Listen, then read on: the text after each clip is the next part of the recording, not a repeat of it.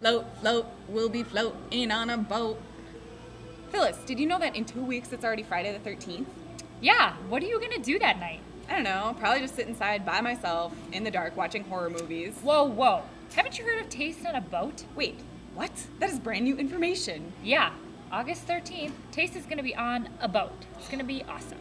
Well, give me the deets. Tickets are $25, and next week is the only time that they're going to be on sale now. So get them. Okay, so where am I supposed to go? We're gonna meet at the Operations Center at 7:30 to carpool. Okay. What am I supposed to wear though?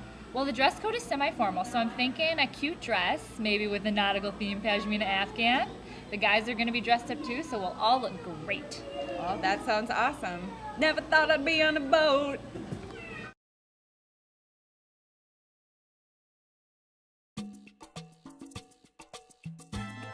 Sorry, I used an abbrev right there. Oh, totes okay. What am I supposed to wear?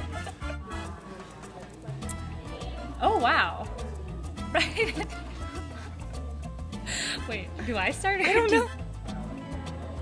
Excited. Look at me now.